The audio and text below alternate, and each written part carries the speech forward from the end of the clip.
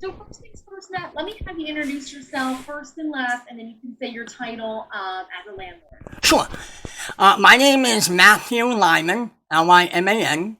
I am a landlord in upstate New York, and I'm also the president of Ideal Legal Support Services, LLC, and I'm also the host of the Landlord Advocates on YouTube. Very nice. So talk a little bit about, as a landlord, the past year through COVID-19, some of the struggles that you had to go through. Well, I and my clients have seen where tenants have blatantly disregarded paying any rent, had no desire to pay any rent, knowing that they cannot be evicted. We've seen them buy televisions, cars, fancy cell phones, you name it, and blatantly laugh at the landlords, knowing that they can't have anything done to them. We've seen it just as early as yesterday. Can we have more time to stay? Even though tenants are owing $20,000, $30,000, $40,000 in rent, they're asking for more time. And the blatant disregard and disrespect upon landlords, in our going on 40 years in the industry, actually in our fourth decade, Spencer, we have seen where tenants are so emboldened and so entitled now more than ever. A little bit about, obviously we're hearing about the eviction moratorium possibly being extended until January of 2022. How do you feel about that? Obviously, all of us landlords, and on behalf of every landlord in New York State that I speak for, we are angry, frustrated, and bewildered. Why they are even considering this is beyond imagination. The reason why we say that is a lot of America and New York is opening up again, Spencer. We see it. We've seen the governor in the last week at the New York State Fair where they had over 45,000 people in attendance. How many were wearing masks? I don't know. About 30 miles from us in Saratoga Springs, New York, the rock band Leonard Skinner played at SPAC. And one of my clients who had front row seats panned the audience and there was no masks.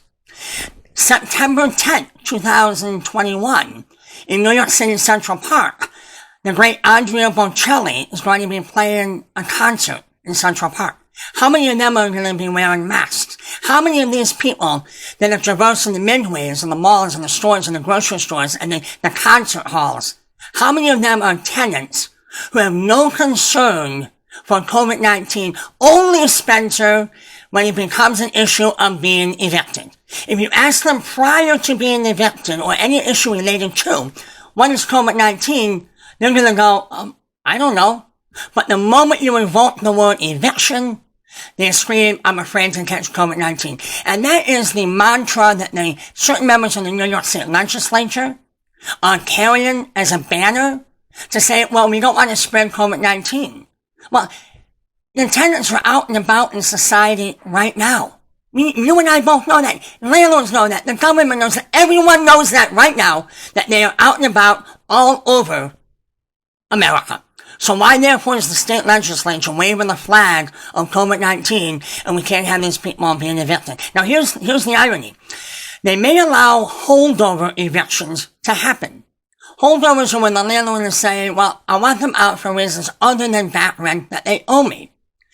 Now, if they're so worried about COVID-19 and tenants catching COVID-19, now why can't they be evicted owing rent money? But the government is saying, well, we'll allow them to be evicted without owing rent money to the landlord.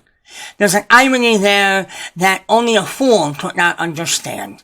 So when it comes to your tenants personally, how long has it been since they've paid rent, and maybe I don't know if you have the exact number amount, but just maybe the thousands of dollars? Oh, yeah. I can tell you right now, if you add this month, September, it would be $15,230 right on the penny. What that was is it's an accumulation when they made partial payments here or there. And when the tenant does that, the landlord should be applying that rent to the farthest arrears. Not the now, but the later.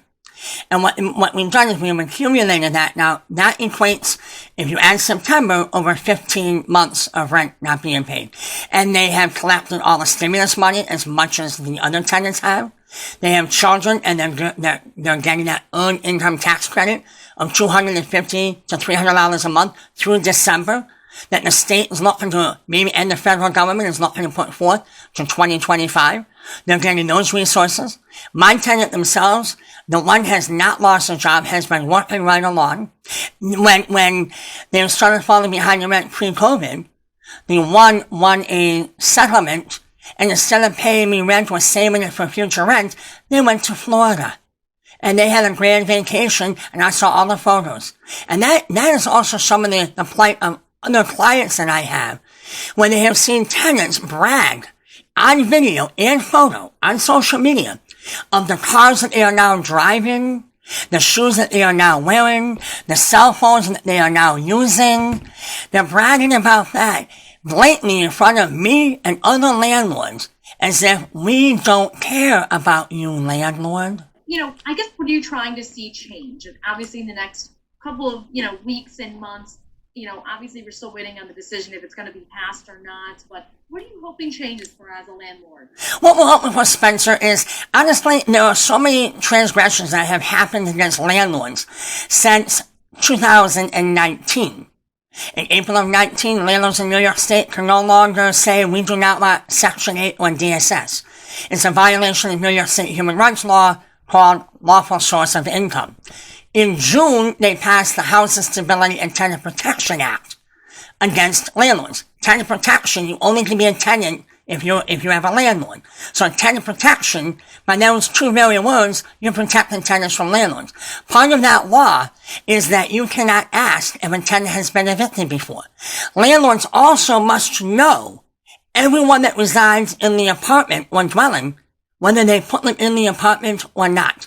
Now, when it comes to this legislation that they're looking at to pass tonight, is that part of that they're looking to incorporate that declaration of hardship that the U.S. Supreme Court shot down late August 26th, Thursday, August 26th. They shot it down as unconstitutional because it removed the due process clause that we landlords can say, hey, this is not right, for that self-attestation.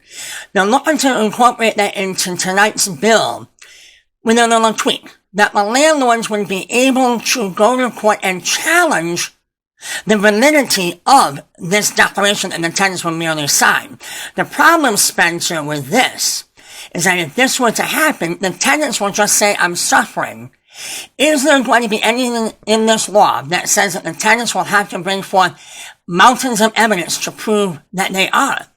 To leave it up to the landlords to prove that the tenants are suffering is a mountain higher than Everest, Mount Washington, Mount Fuji, Mount everything. And the reason for that being is part of the law that they're looking to revive is the Tenant Safe Harbor Act that died in the middle of June 2021.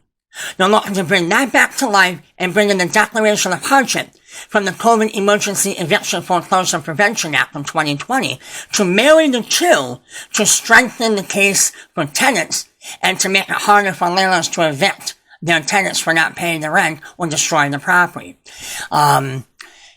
It's a mountain that is not fair. Now, one of the tenants claim that a lot of their income went for medical expenses. Under HIPAA regulations here in New York State, can landlords subpoena medical records to prove that these tenants, in fact, are a shining ray of health that we all could envy, but they're claiming that they have a myriad of diseases and illnesses and sicknesses and cancers, when in fact they're healthy. What will landlords be able to do in order to even accomplish that goal of saying that the tenants are not suffering? And then we have to fall upon the mercies of the different courts and the different judges to say, yes, tenants, you are not suffering, therefore the landlord gets a warrant of eviction and a judgment for the money that you owe. What will happen, Spencer? We don't think that it's to be as easy as the government thinks, should I say, not as easy as the government thinks, but as foolish as they think us landlords are not to understand the smoke and mirrors that they're putting in front of our face. So I guess last question for you. It's safe to say that, you're hoping for change, as a landlord and to kind of get some justice and get your money and, you're kind of at your wit's end. Yes, we are. The ERAP program, we have said before, is a smoke and mirrors program. All they have to do is apply, Spencer. All they have to do is apply and the eviction is on hold until the determination has been made on their eligibility. Are they denied or are they accepted? The problem with this is that you will find tenants who will apply for this program who fully know well that they will not qualify, but it will stymie the eviction process for God knows how long. 3, 4, 5 months. We've already seen June, July, August, now into September. Evictions are the applications, many of them are pending. Are they pending, sitting in a file drawer that are really denied? And landlords are not being told that so that they can go forward with their eviction? Is this a mask of an eviction moratorium that will sit on top of the one that they're voting on tonight? That the tenants will have a double eviction moratorium? Is that what it's going to be? We believe, I as a landlord, I as the president of Ideal Legal, and as the host of the Landlord Advocates, firmly believe that this is the case. We want to see change. Will it happen right now? No. Do I want to get political right now? No. But we believe that possibly in November of 2022, things will change here in the state of New York. And that's what we're hoping for. All right. Well, thank you so much, Matt, for speaking with me and just taking time out of your day and just, being such a good speaker and, just really voicing your opinion about it. So this will air tonight, 10 and 11, and I will send you a link. Thank you so much. And yeah, that's it. You'll be on tonight, 10 and 11. I will send you that link later. Great. Thank you, Spencer. And I mean this with sincerity. Too many reporters have been looking out for tenants and woe is them. And very few have looked at our perspective and asked us what we think. And you are one of those. So on behalf of landlords here in New York State, thank you for listening to our story. Thank you for sharing. All right. Well, thank you so much. You have a good night, Matt. You too, Spencer. Bye-bye now. All right. Bye-bye.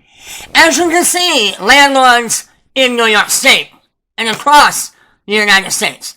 That was an interview that we had just had conducted with a Spencer Tracy from WABC. Why we videotape the interview, though you cannot see it on the side. The reason why we have done this numerous times with the media is that with no disrespect to the media, we have seen that they have cut out and pasted and omitted quite a few things. We did not want to have that happen here. So what we decided to do here again is to videotape our interview with the people interviewing us. So what we're going to do is we're going to share this video tonight, and we're going to edit it, add a couple of things. We're going to send it off to you, and then, as Spencer has said, if you did not hear, she is going to send me the link to the actual story, and we're going to share that on our YouTube channel, as you know, the Landlord Advocates, and we're also going to share that all over social media. Because as you know, landlords, we are the voice of you. We are flattered, we are moved, we are so happy that we can speak for you. And we will continue to do this for many years to come. We ask that you subscribe to our YouTube channel, leave comments below, hit the like button, share this with everyone you know. We must join together to stop these oppressions. Even after, when COVID is over, we still are going to need to keep the flags flying.